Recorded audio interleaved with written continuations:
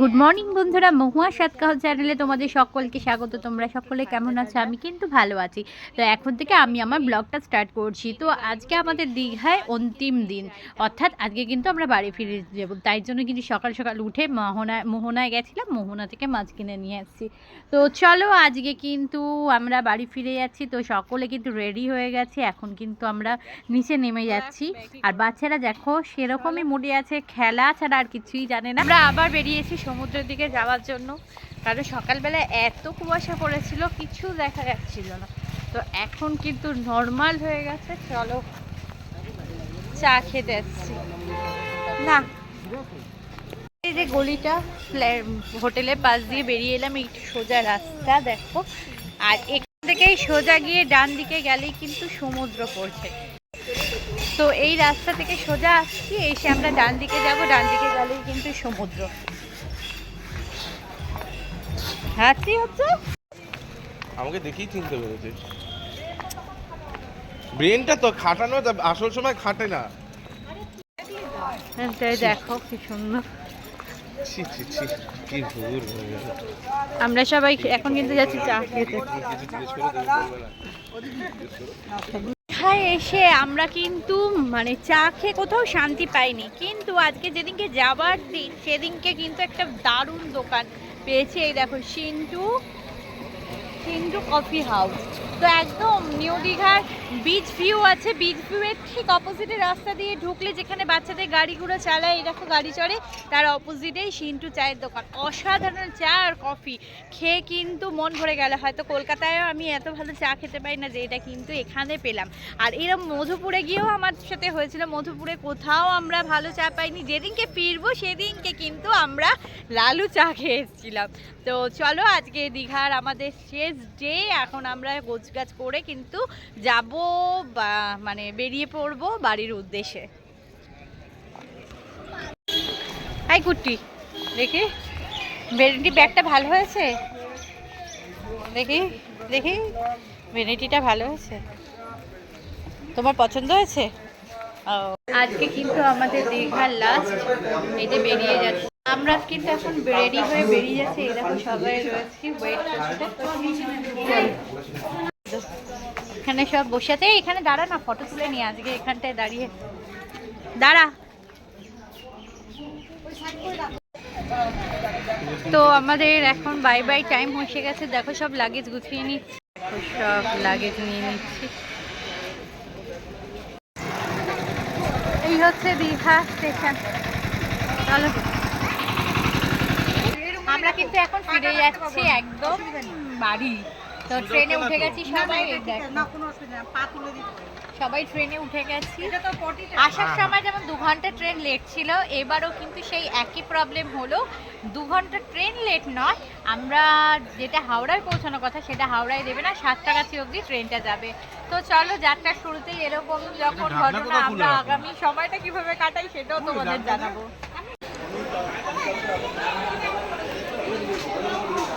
Train ছাড়ার কিন্তু এখনো সময় হয়নি, প্রায় 10টা 10:30টায় ছাড়ার কথা ছিল, সেখানে কিন্তু এখন লেট। কটা বাজে বাবা? এখন 11:15 বাজে, ট্রেন এখনো ছাড়েনি। কি করে বলবো? 10:30টা টাইম ছিল।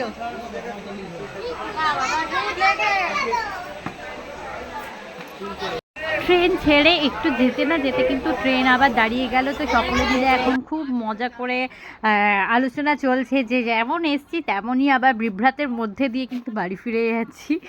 বাঁশির আওয়াজে কেউ নাচতে পারে এই প্রথম আমার মেয়েকে দেখে বুঝলাম। দেখো ও কন্টিনিউয়াস একই কাজ করে যাচ্ছে। যাই হোক, ও খুব মজায় আছে। ট্রেন ছেড়েছিল কিন্তু আবার দাঁড়িয়ে রয়েছে। আর এই যে এখন কিন্তু ওপরে ওঠার একটা ইচ্ছা ওদের হবে। গ্রামের ওপর দিয়ে, সবুজের ওপর দিয়ে কিন্তু ট্রেন চলেছে। আর ট্রেনের সঙ্গে সঙ্গে আমাদের চিন্তাও বেড়েছে, কারণ সাতটাগাছি অবধি ট্রেন যাবে, তার বেশি যাবে না। সেখান থেকে আমাদের কীভাবে বাড়ি ফিরতে হবে সেটাও কিন্তু একটা চিন্তার বিষয় হয়ে দাঁড়িয়েছে।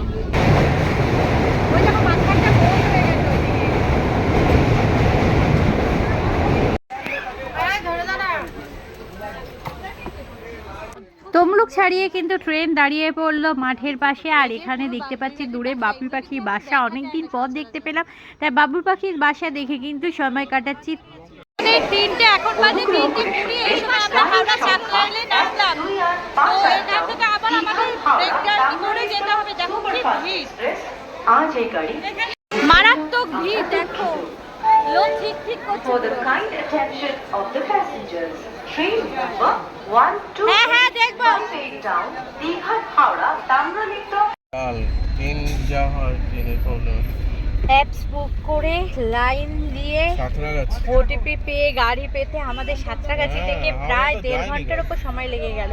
সাঁতরাগাছি 3:15-তে থেকে নেমেছি, ওই এখন যে বাজে রাস্তাটি আছে না? 4:48। এই দেখো ওটা book করে ঘেমে নে সব অবস্থা। দেখো কি অবস্থা। শান্তি খুশি যাত্রা এবার বাড়ির দিকে। চলো বাড়িতে গিয়ে দেখা হচ্ছে সবার সাথে।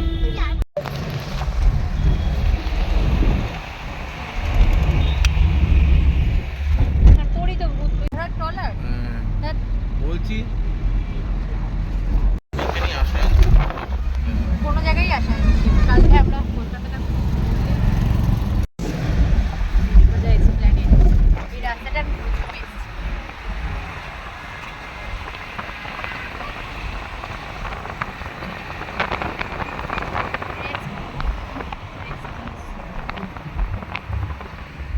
আমাদের বাবাদের গাড়িটা যদি এখান থেকে যায় তাহলে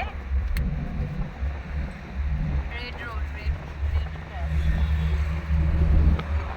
এইখানটা ধরে জুড়ে বাবা পুজো কার্নিভাল হয়। একই রুট এখান থেকে প্রত্যেকে যাবে ভিক্টোরিয়া গেট, এটা ভিক্টোরিয়া এই পাশে পড়বে গেট। এটা ওই যে ভিক্টোরিয়া একটুখানি লাগবে এখান থেকেই যাবে। এটা ভালো হয়েছে, সব কিছু দেখতে দেখতে যাবে ভিক্টোরিয়া গেট। ওই যে দূরে দেখা যাচ্ছে ভিক্টোরিয়ার চূড়া।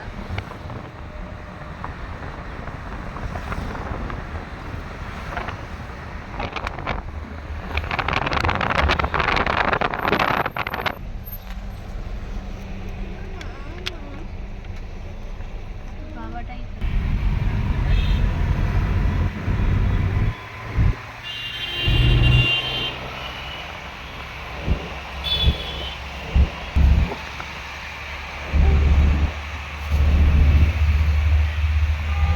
এটা 42 তলার বিল্ডিং। হ্যালো, তোরা ভিক্টোরিয়া হয়ে বেরোচ্ছিস? তোরা দক্ষিণেশ্বর চলেছি, আমরা ভিক্টোরিয়া হয়ে বেরোচ্ছি। পুরো কলকাতা ঘুরছি আমরা ভিক্টোরিয়ার সামনে।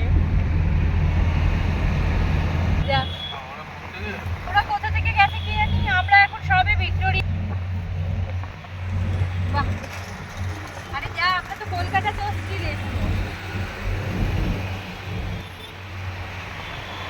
আমি ফ্রিতে ভিক্টোরিয়া দেখছি, ফোর্ট উইলিয়াম দেখছি, সবই দেখছি। ঠিক আছে চল।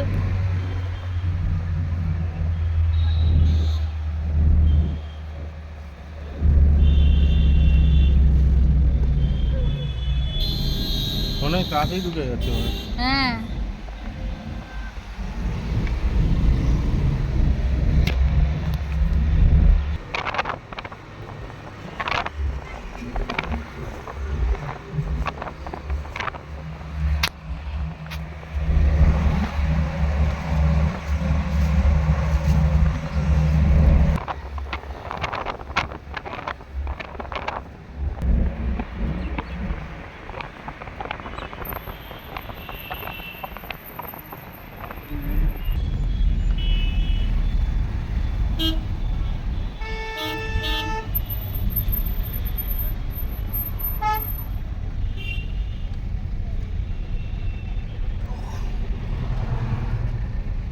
সবাই এসব মানে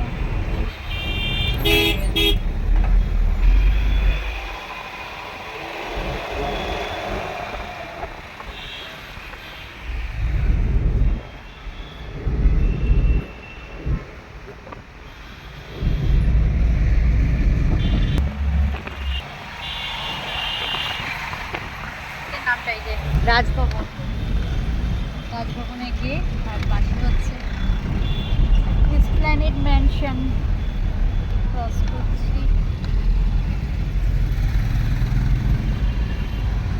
ওনার বাস স্ট্যান্ডটা নেই জানি। এগিয়ে গেছে এগিয়ে গেছে, আছে এগিয়ে গেছে। জানি না ডালসি গাড়ি চালান।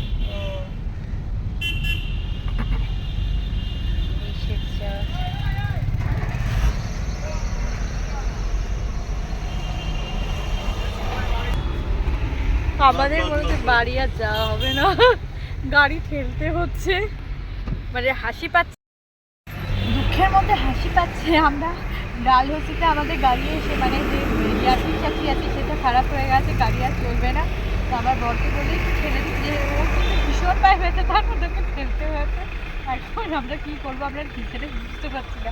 এদিকে মেয়ে ঘুমিয়ে পড়েছে। আমাদের সাথেই এরকম হয়, প্রথমত গাড়ি 2 ঘন্টা লেট, তার মধ্যে স্প্ল্যানেডে এসে গাড়ি আটকে গেল, খারাপ হয়ে গেছে, উনি ভুল ডিরেকশনে নিয়ে এসছে, সেটা উনি স্বীকার করছেন না।